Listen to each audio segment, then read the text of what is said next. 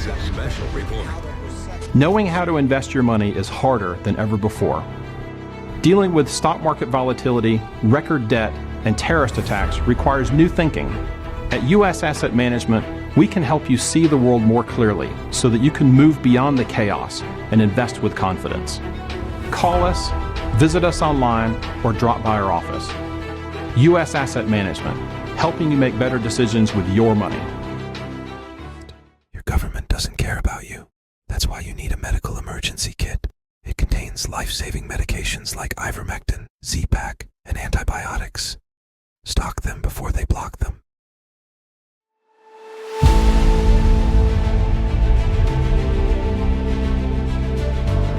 We're going to have Leah Hoops on in about 8 minutes. She is an investigative journalist at the Intelligencer, and I saw her article, and let me just bring that up real quick, and I'll show you what that is, so you'll be aware of what's coming, because it's really important, because if you own a house especially, they're coming for your home. So if you go here, you can see Red Alert, the pension fund crisis, and what that is a Ponzi scheme for school boards and municipal bond and appraisal values for your house. So we're going to dig into this intensely with Leah here in a few minutes. But before we get there, a few things. Big news in Georgia. We broke on our paper, the Georgia Record, this morning, georgiarecord.com, and I'll bring that up really so you have the URL in front of you. This is the georgiarecord.com, but if you go to the front page of the Georgia Record right now, let me bring this up. There is an article on the FBI. Josh McCoon is the head of the Georgia Republican Party, and we have news that he has been referred to the FBI by several people for a fundraiser he gave. He's a Georgia State employee, and he's a technical college employed there, and he was holding fundraisers offering access to Georgia politicians like Georgia Lieutenant Governor Burt Jones, but he was doing that for money. So several people, including attorneys, have reported that to the FBI. We're not accusing him of any crime because we don't really know, but we can report to you that he was reported to the FBI. So that's a big one in Georgia. In addition, in Georgia, we have this. The Bayer tort reform. Brian Kemp went to Davos, and he came back and immediately started pushing for tort reform in Georgia. Why is that? We've been raising the alarm for several months now since he came back. And guess what? The companies that benefit from this bill, which was just passed in the Georgia legislature, are Bayer and Chem China. And Bayer was just hit with a $2 million Roundup verdict case in Georgia. So, I mean, the timing is quite interesting, don't you think? And let me just scroll down a little bit on this specific article. And you can see that the Bayer representative, Chikala Kalidas, was at the World Economic Forum. And guess what? So was Brian Kemp. So they were both in Davos. They come back. They push for tort reform. And then, boom, Bayer's hit with a lawsuit. So, you know, the coincidence is astounding. I've got Leah Hoops on. I'm going to bring her in now. Leah, thanks for joining us. I really appreciate you coming on. I saw your article in the Intelligencer, which was bringing up for people to see. You can go there right now and just show people what's going on. But tell us about what you found in the municipal bond market. It's quite shocking. So actually, I was alarmed back in 2020, 2021. It's a two-part thing here. So just let me explain as best as I can. Sure. I started noticing, when my son was home from school, and I started investigating these health and safety plans that were being generated by basically the teachers union by way of CDC. And then it was just a blueprint, and they just slapped their name on it, gave it to the federal government, went to the state, and then it trickles down obviously into your school districts. And it was the American Rescue Plan that Biden had put out to basically, it was a bailout. And they had not only bailed out the school systems, and they had also bailed out, obviously, it was an article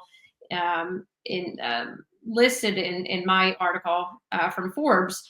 They had also bailed out another pension system in Florida and Texas that was covered by the People's Audit. So I kind of linked the two on my own, and went back to my investigation from 2021. And it's whether it's a multi-employer pension system through private, private pension system, or it's a public pension system, it's the same bailout, by the American Rescue Plan by Biden.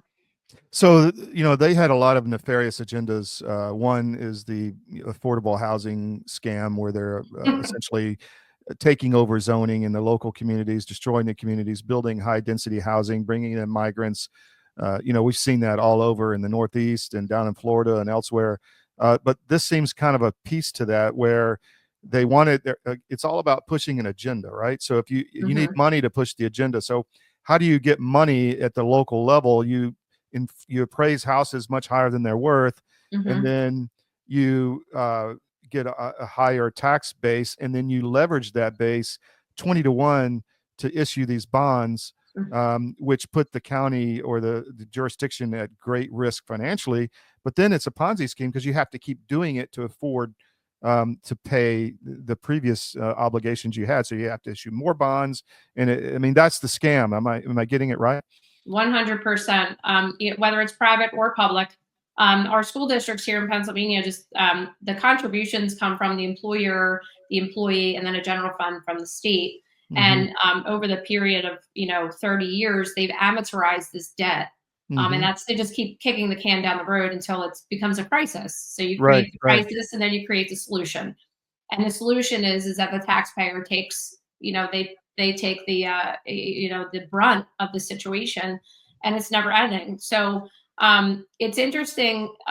Your enemy here are these, it's communism is what we're Hmm. really talking about, and Hmm. Agenda 2030, and they're extracting wealth, and they call it a sustainability project, but really, it's at the end of the day, it's unsustainable. So in Pennsylvania, we have, I think we're up to $71 billion between the two pension systems. One's for the public education, and then obviously the other one, is for state employees. And it's going to tank our economy. Shapiro is making sure that he is, paying off his teachers unions, and there was a whole scandal. The Gateway Pundit had covered it about Hmm. Josh Shapiro and Hmm. the teachers unions and funneling money. So it's just so convoluted. But at the end of the day, it really meets the criteria for criminal RICO, and that's what we're witnessing here in Pennsylvania and all across the country. So just so our audience gets it, so you have these inflated appraisal values. You therefore get higher tax revenue. You issue hedge or leveraged bonds against this portfolio or this tax stream, revenue stream, and then all that money goes back into funding the agendas and Mhm. supporting the people doing all this at Mhm. and the pension funds, which are underfunded and continuously. But this is like a massive bailout, as you said. And what people need to realize is, guess what? As you mentioned before the show today, massive appraisal and tax value increases and massive new tax bills that people may not be able to pay. And guess what? Then they get your home and either raise it or and build high density housing, or put migrants in your Mhm. home or whatever, or force you to. I mean, so it's really nefarious, right? It's very nefarious. The problem here in Pennsylvania is, all these bonds that are taking out through the school, right? So Hmm. it's like taking a second mortgage out on your home, right? Hmm. Except for them, they're betting on that the stock market that they're invested in is actually going to do well. So it's a high risk Yeah. gamble. I mean, Yeah. imagine doing that, and we're not allowed to do that. If I want to take out a second mortgage, like, you know what I mean? I actually have to pay it back. Yeah. No kidding. But for the school districts, they're taking out these bonds, and then they're basing everything on the assessments that are done by your county. What your homes are appraised for and assessed for, rather. And then based on that, that's where they can say, this is how much I need to spend. So they Hmm. just keep increasing their spending ability on projects and things of that nature, or paying back unfunded liabilities, which is what they're doing. And they're getting a federal, a bailout. I mean, I wish I could Yeah. do that for my mortgage. I mean, that would be really great. if I Yeah, may. because a lot of these bonds are backed, as you said, by the legal governmental jurisdiction of the municipality or wherever, and Hmm. so it's really setting up a crisis, just like in 2008, where you have these Hmm. Ponzi schemes of leverage. I mean, they're leveraging 20 to 1 these tax streams to issue these bonds, so there really is no collateral. So once the balloon pops, then you could see a massive real estate crash across the US, because this is happening not just in Pennsylvania, but everywhere, right? Yes. So currently, I think it's the exception is North Dakota. Mhm. Every state in the United States is in a pension fund crisis. Mhm. So eventually, eventually it's going to, it's either the taxpayers pay, right, or you're going to have to figure out, that the federal government is going to have to do something about it, which is really the taxpayers' money anyway. So no matter what, we pay. Right. And it's them that's laundering the money, and nobody's being held accountable for it. And that's what we're seeing a lot here. Like if you talk about Elon Musk and Yeah. Doge, which was created by Obama, right? They're going into all of these executive agencies, and they're witnessing and showing you exactly what we're talking about. It's funneling of money. It's a repeat recycle. And Obama did it in 2008. The bailouts were absolutely disgusting. Yes. Um, Nobody went to jail either. That was a big, at yeah. least in the financial sector. So you were telling me beforehand, you had how high of a tax increase in your jurisdiction recently? Oh, Property tax? so that's twofold. Uh-huh. So we have an installed mark, and when I say Marxists, they absolutely hate our Constitution and have said it Mhm. in public meetings. And they've increased our taxes 23%. Their Oh, spending is outrageous. Right now, we are $71 million in Delaware County alone in the hole, and so that's just that, in 4 years. In 4 years. so they've increased it 23% over 4 years, or just in this last annual cycle? Just in this last 2025, it came into play, and that was after they did an assessment, a reassessment of our property values. Right. So if you're I mean, people who don't own houses, if you have a $10,000 tax bill a year, it's all of a sudden, 12,300 the next cycle. Mhm. So, grandma on a fixed income could lose her house, right? I mean, For you can't star. absorb that kind of increase. And this is all over the United States. This is happening. What else are you working on, Leah? And tell us about the Intelligencer. I mean, you're quite the Oh, investigative journalist. I know your colleague Trevor Fitzgibbon very well, but and Laura Logan and others. But tell us what's going on there. sure. So I was asked by George Eliason, a great Yeah, I know guy. George. Yeah.